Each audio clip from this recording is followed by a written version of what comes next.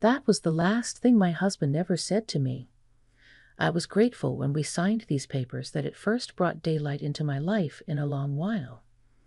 My only fear now is, will she want spousal support? The marriage and I were divorced that very day because he broke my heart so cruelly. A deadly weapon in the house of a divorcee. I returned to life and lived on solid earth. In a little while everything will come right again, so long as you don't just leave me hanging there like this. I went home to my father at his house, and this is the story I told him about what happened to my marriage. My father listened absolutely without any anger being expressed. After hearing my tale at length, he just sat through its finale wordlessly. He picked up the telephone, said, "Let's go." And then we got into the car together to go strike back at that pygmy ex-husband. I am Sarah Turner. I'm a 51-year-old stay-at-home mom who spends her time mostly making bologna sandwiches for the kids or washing their dirty diapers. I moved into college housing and married George Lukes. He was quite accomplished and managed a flourishing trading company. He was 58 because of his recent promotion to senior executive status when I came along. Still waters burn you. My marriage with him was like a calm sea with virtually no ripple or storms. It was so smooth for him. For me, hell, every day brought some kind of suffering. Though I say this proudly, perhaps he was putting on airs to society, two-faced as an actor steps to greet his audience with a bright smile. For everyone who had the privilege of our company, he presented a splendid figure. After all, day after day, everyone praised him over and over ad nauseum. No one would believe his true self. Again, it's not something that is absurd that a person holding such high titles should abuse those under him. I never noticed before I got married. Although how could I have expected a stranger to tell my husband was really self-centered? It wasn't until I married him that his true colors began to show. At the time we were dating, whenever I was incompetent, he seldom chided me very gently to do things correctly again. He was such a thoughtful person. But once we were married, he entirely changed his self, knowing that I couldn't easily since we were married. He behaved as if I was his possession. I said, "Please die, my husband," is a real Lambie more class statements. I'd say 10 a tiny would my start crying and terrified parent hit me with his loud voice. Our home became a place of terror where no one felt comfortable expressing opinions. In those days when my husband began attacking me, it didn't matter if anything I wanted to say evened up causing no disturbances. Once, as long as I kept silent, he would be all right, was what kept telling myself. And now he has me completely under his thumb. Among his people, I tried to tell friends once of all this, but they touched something cut by him and take care of reaching out to my friends. He either stepped in himself or simply convinced me that it would produce no results to send distress signals, just you such a spaz that no one else would take care of you. All you have to do is listen to me. After a while, I simply had to give up and live in the prison of my own four walls. The next thing I tried to do, they stopped me immediately. I simply couldn't seek help from the neighbors or even friends on my own street. Each time I tried to act, I was faced with abuse. That is not right, or so whom you owe your life to. If you think that I am good for nothing, then go ahead and say so. But how else would the money come in? But I had to agree with him. My husband was right. There was no one else I could count on. I had no money to give my father. Why would he want me? My mother was already dead, and it's not like my father was the type of person I could rely on easily. One would be just as correct as saying, I don't know where my father is. He left my mother and me when I was still young. On my own, I had no means of making a living. There was no one I could rely upon. Little by little, I began to think that maybe I'll never be able to leave this place, and I came to believe it. Then she reached her limit. With that, my husband smashed me into the bed over a few unsuccessful bets, and I was so sick of the whole sickening farce that I finally told him, "Please, only for a bit of time. I want to return home. I want to leave some flowers on the tomb of my mother." The truth was that I wanted to escape from my husband for a change, but such a wish could not be put into words. Not that it was because I did not want to pay my respects to Jean Minhai. Dixicon seemed to test more than wanting to extract myself from this place. In any event, since I have made up my mind to do it, his righteousness had at last recognized the way. No chance. Isn't present viewing where someone is gone just so much waste? I hate it. Your thinking has become a cult-like. Do not return. Instead of dealing with me, my husband took up his economics journal again. The attitude which came to me was dumbfounded. He acted as if I was just so much raw fish to be cleaned and cooked. Perhaps it might even be possible at all for the average person to go on living with him. Then it was as if something inside me snapped. "Roger," I shot back coldly at what my husband said. This statement didn't seem to sit too well with him. Furrows appeared between his otherwise smooth brows, and he lowered his eyes from the economics journal to me. "What a tone that you have. Just who are you talking to?" "I say, I no longer consider you human beings. What was that? Even if something happens to me because of this man, it doesn't matter. Trading my mother would be enough. Maybe inside me everything was over already." That was why I was able to brace ease against Dickie Q, staring him directly in the face without relenting. Inside, I was in terror. It was my last form of resistance. He was a man of such everyday audacity, of course I had to be afraid. Yet I will not lose. Absolutely no longer will I allow myself to be possessed by my husband. I'm going back to my hometown. To my husband's gaze, I was not evasive, but looked into his eyes.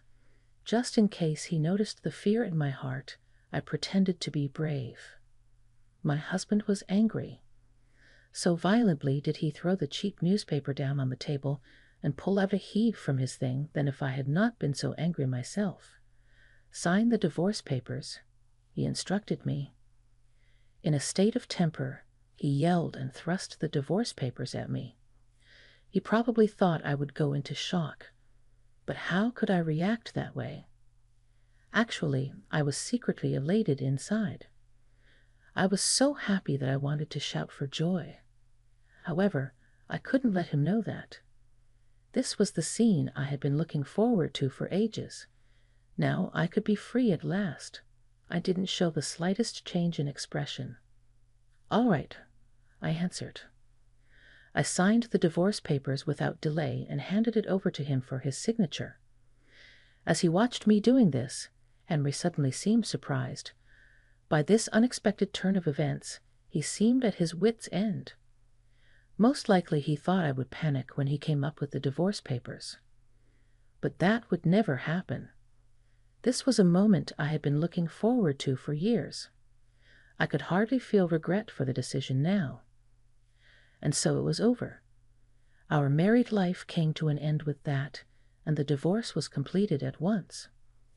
Once our divorce was official, I changed my name back to Sarah Brookfield. Right after the divorce was finalized, I stood with another girl about my age and went to my hometown. Since my mother passed away, our old family residence was in a very run-down state, full of dust and altogether not in a fit condition for living. I'd never have thought how much effort it takes to get this place tidied up. As I stood in front of the house, I sighed deeply and something heavy went thud down from behind. "Are you alive?" At that sudden cry, I turned around and saw an elderly gentleman in a gray suit. As I stared at him, the man seemed familiar, and I started to search my memory. Before I could confirm the impression, he suddenly hugged me tightly and wept, telling me how much he had missed me. To be honest, I'm just full of joy. When I heard the news, I couldn't get settled. I've finally seen you again. I've wanted so much to see you. Very sorry I wasn't with you then. The old man continued crying and apologizing, thinking the whole time that I was someone else. When he embraced me, it felt like his strength was being made to demonstrate my existence. Sheer memories of childhood washed warm over me. Could it be? Father? He was obviously taken aback. Slowly the old man turned away from me and drew back. He stared at me through his tears. Could it be? Sarah? The old man murmured, scrutinizing my face and body as if to convince himself. I didn't recognize his voice or face, but the warmth and smell of his embrace made me instinctively aware of who he was, my biological father, Matthew. Dad, I've discovered it now. I've always hoped for this moment when we can meet, said I. My real father. When I woke up to the truth, I embraced my father. I didn't know where he was, though. His name was all I could remember. My mother would never tell me who he was and what his last name might be. Lotharol, you're doing fine. Realizing that I wasn't his wife, my father was momentarily taken aback, but he soon got over it and hugged me back. Do not worry, I am doing all right. Dad, you look well too. He's talking about something that happened during the war. Both my mother and I had to cut so many corners to get by. We didn't even have proper cloth for clothes or enough to eat. My father ended up with a good living and fathered children by another woman at exactly the same time. Dig out of poverty in rural America where nobody knew us. This seemed a perfect refuge, but it wasn't. When one is the heir to wealthy parents far away and their son or daughter is caught in the act, it is impossible for a doting pair of grandparents not to mention just let that child slip away. And so it was. Without me ever realizing, it was around the time they took him back home that he, I'll always behave, answered my mother. Remember, back in the day when I was just a little girl, I once asked Mother, don't you feel about my letting your father go this way? Not particularly. But what about the way he just left you? Isn't that sad? I puffed like a puppy's cheeks at her, but Mother only stroked my head gently and laughed in gratitude. Look, Sarah, said my mother. You were left by your father. It wasn't his fault. Although if there's anything to resent, it would be this generation. Looking out at the garden from her spot on the porch, Mother smiled a faintly sad smile. If it wasn't for these times, we would still be together. That's what I think. So Sarah, in my next life, even though I may not be happy with him again. If I can be with Dad. Her timid little smile as she spoke could not help but touch me, and I realized that for sure even a child could see my mother truly loved my father from the bottom of her heart unchanged even to this day. When I told him this, Father broke down completely and sat sobbing on the ground.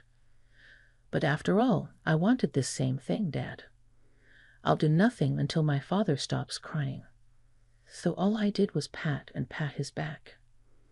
Dad's eyes always watered, and he loved crying to the point where he'd often get ahead of himself. Eventually, though, through tear-puffed eyes, he lifted his head and smiled. There was one thing I'd like to say to you. I feel so guilty bringing this side of me to pick up Mom after so long. No, don't worry about it.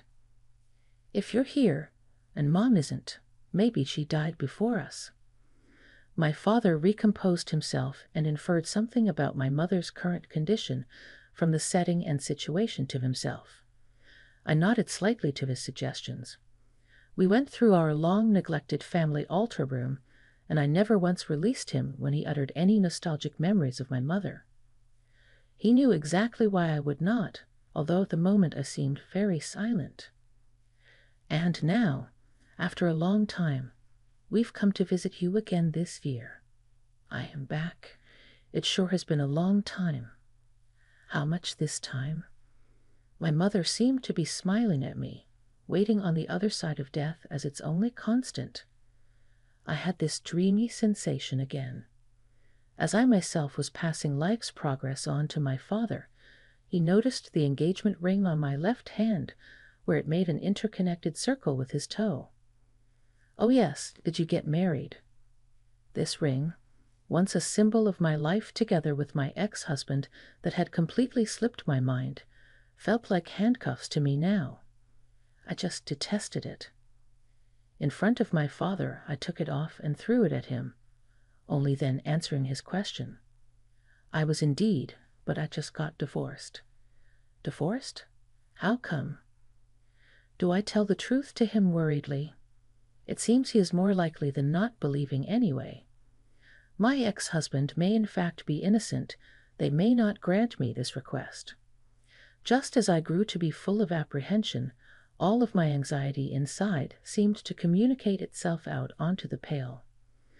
My father seemed to feel the change by perceptible signs and mannerisms too. As for this, he ruffled his hand through my hair, soothingly stroking away any unpleasant situations with Margaret's charm. "If I couldn't do anything for my mum, at least I could try to shield you. For a while I could struggle to keep my daughter safe.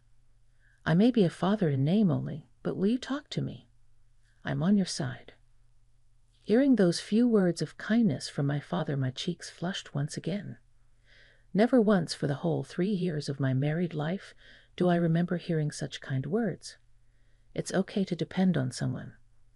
Feeling as if my mother too was urging me on, I resolved to tell Dad everything about the mistreatment I had been suffering from my former husband. When I finished speaking, my father remained speechless for some time. Maybe I shouldn't have said anything at all. Now I was filled with apprehension on top of regret for what I had done. My father got up as he spoke and walked out of the room, apparently totally absorbed in thought. "Sarah, come with me." "Huh? Where to?" "Just come." But, without further explanation, my father instructed me to follow him. We entered a waiting car together. No one had told me where we were going, yet father was busy making phone calls. "Hi, long time no see. I need to talk to you about your son. We were going home as soon as possible, so could you come over? I'm counting on you." It seemed as if he spoke with our destination, but who could it be? This question was soon answered. "Mr. Bennett, long time no see." "Mr. Patterson, it's good to see you in such good health." "Of course, Sarah, congratulations on your last win." "That's all very well and good, husband. But what happens in the morning? When heaven is driven from its charged substance to form moonlight and glory cloud, mother's expression ceases to matter. Such transformation cannot be Jove. It must yield up the crown of its virtue elsewhere. Every time.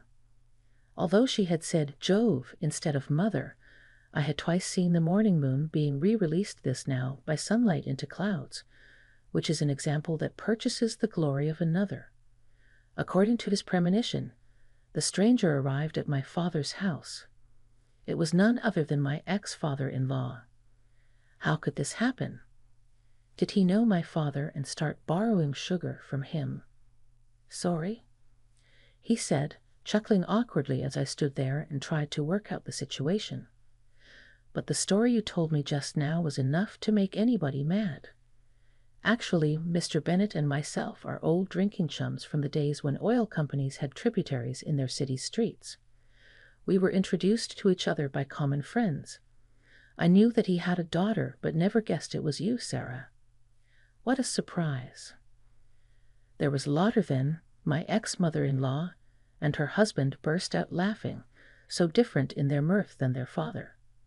Who would have expected that these two such very different men could be good friends? Who would have thought home as their base? As I watched in amazement with them chatting cheerfully, my father coughed slightly to bring my mind back. "I invited Mr. Patterson here to talk about his son, your ex-husband. Did anything happen to George? What's the matter, Sarah?" At this point, I was about to tell them everything. After all, my father and my late mother always supported me. But it was so hard to say this to such wonderful people, my father-in-law and mother-in-law. When finally I had finished, My father-in-law only sighed as though deeply moved by sorrow. Then, when I was silent, his expression became worrisome. From the beginning, a distinct impression was given that Lin demanded an extraordinary degree of reverence.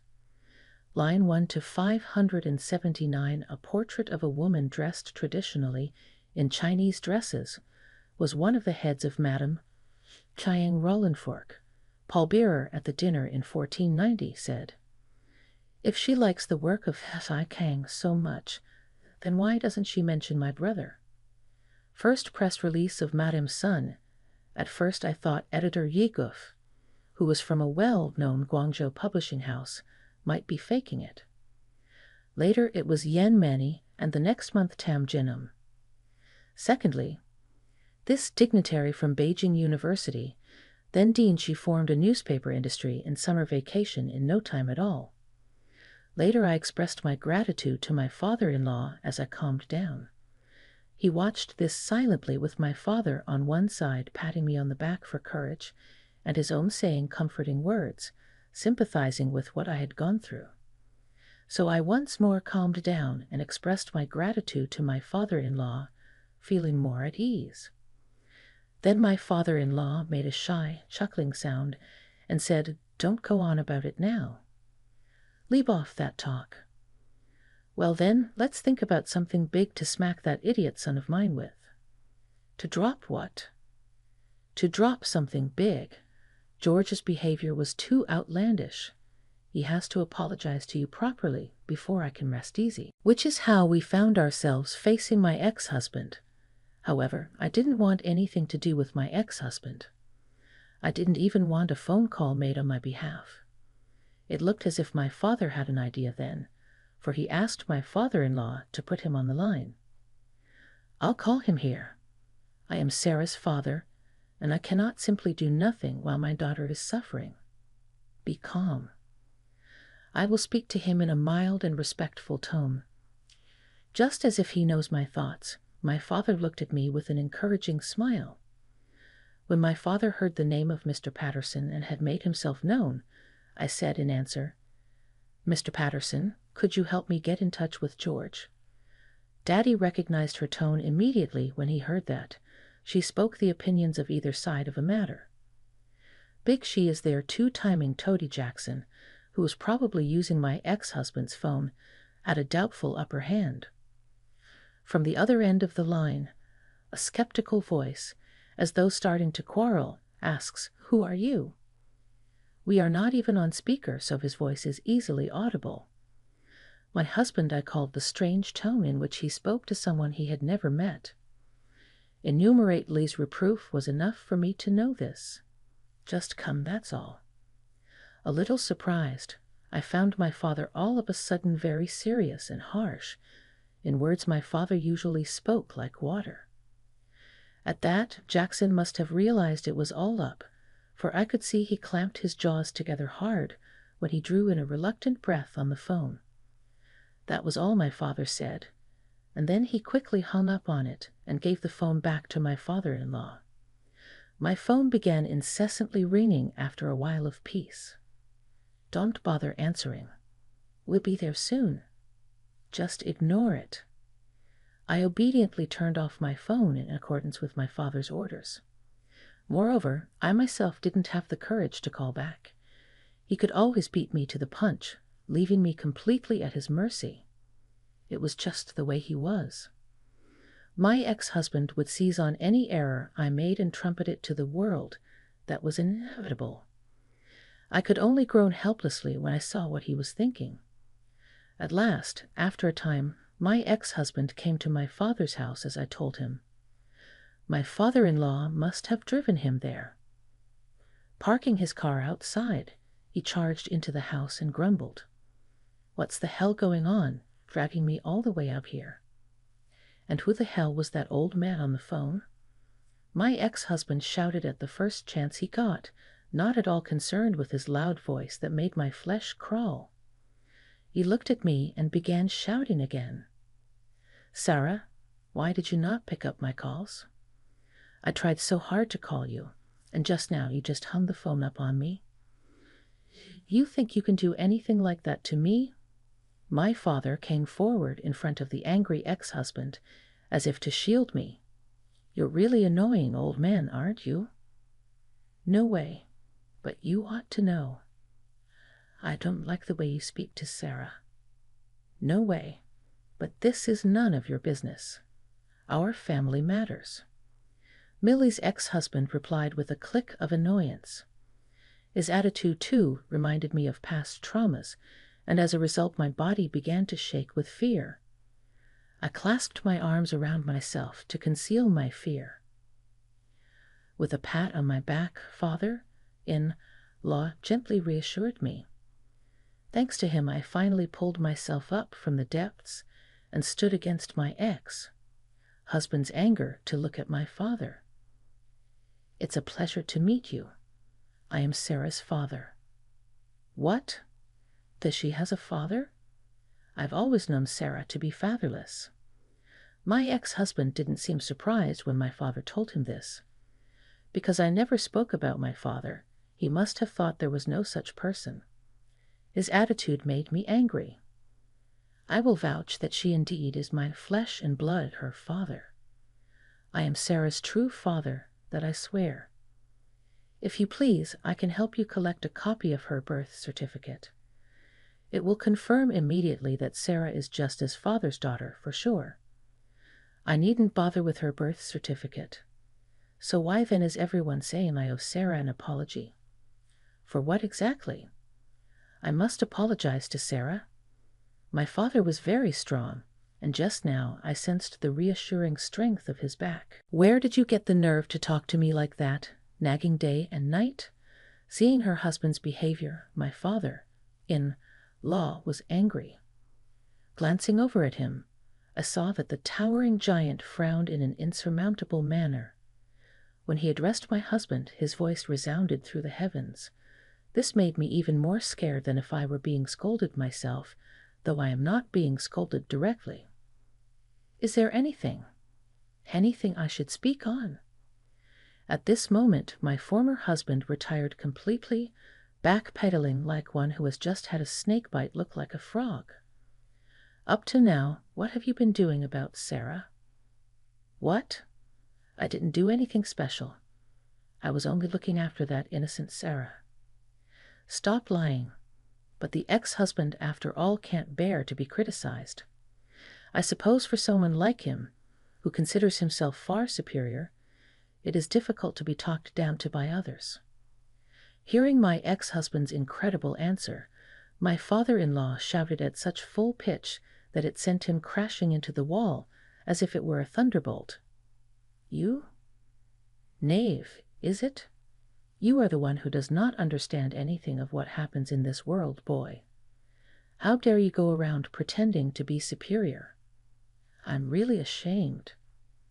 My father-in-law started to shout at my ex-husband, venting all his accumulated frustration. My ex-husband backed away, nervous, luckily stumbling over the back of the sofa behind him, and sat down. In my business, you've been able to be so high and mighty simply because of one person. If you like, who do you thank? The truth is, my former husband is working for my father-in-law's business. My father-in-law established the company, and my ex-husband has been working there as a potential successor. The amount of work you do, compared to other employees, is almost negligible. Any other workers under me could have accomplished what you have done. But you also have a life together with Sarah. I have only supported you because I thought that if your career did not advance, it would add to Sarah's burdens. With these words from my father-in-law, I looked in surprise at my former husband.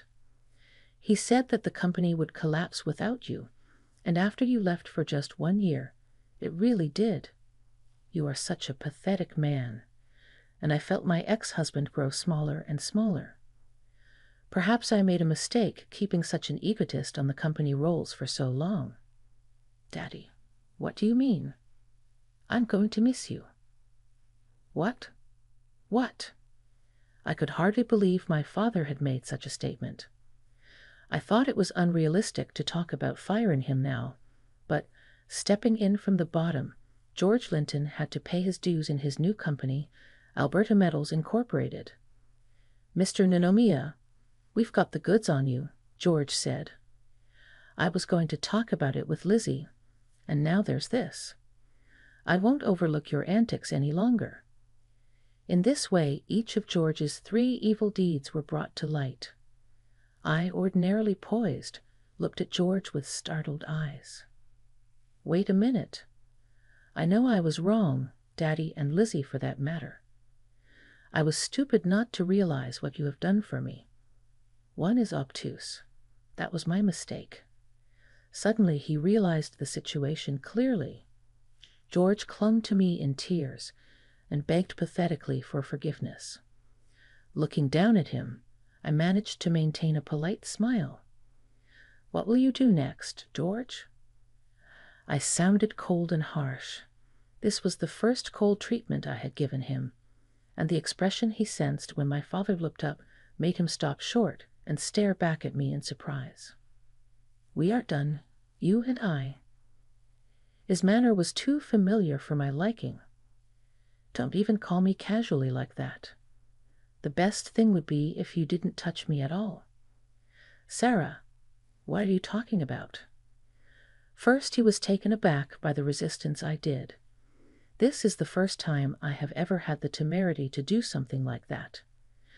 When I lived in terror with my ex-husband, but had been overtaken by this woman, he looked as if he had been bitten by his own dog, and could hardly bear the thought now that life was back to normal. Comical. I couldn't help letting out a laugh. "Oh, so you didn't hear me? I'll repeat it for you then." Recovering so that he could face the ladder, I whispered in his ear as he lay flat on the ground. "For me. As soon as I see your face, I shudder. So please, just don't appear in front of me." Just as I spoke in this manner, everything that I had been holding in for years came back in a rush. All the injustices, the wrongs visited upon me or my loved ones. Then everything that followed took place, as if in the blink of an eye. He was taken by the man in whom my second husband had called brother-in-law, without a word arranged between brother and sister. And as soon as he returned to his village, he was grilled without mercy. Both my father and I were greatly surprised that George should have to suffer more terribly than we had undergone during this wretched marriage. He actually did not avoid getting any of what he deserved. So in this way I got back at my ex-husband and completely cut him off. I hid a pregnant alimony, as well as hiring a lawyer for her. Even the emotional trauma that I had suffered all these years is a matter of record. The diary and the tapes were kindly passed to my lawyer. "I connection with my first husband's, you know?" He kindly extended an offer. But I had no desire to see the man after life. How my own lawyer made it so that I wouldn't have to face he. Then that my winning the case was almost a sure thing, and I felt greatly relieved. Decision such a happy finish to the tour will now enforce in my when my ex-husband was dismissed from his job for embezzlement, by he also cut off anticipatory want back into a feces. He was firmly thrown out. They threw him right out after the first few. As a result, I ended up living with my father. My father-in-law and I remained in contact through my father, keeping closer ties than before. When Iviers first considered living with my father, I thought it would be authe to depend on him because I was already grown up. But my father urged me to stay and made me feel at ease. Backend reproduced. "If you're awk with it, how about we spend the rest of our lives together in your mother's house?" Now, with these words having been spoken, my father and I how much ever journeyed about, in preparation for the time we had not spent together as a family before. Yet we got along as a close family, father and son following in the king's wake, of course. And not just in these United States, but also a stroll to the Far East sleepily, traveling in the shoulder months of traveling all over the country. Looking line with my mother's hobbies, and thus memory of this trip, I'd always carried along an 8x10 picture to show off big, beautiful places even.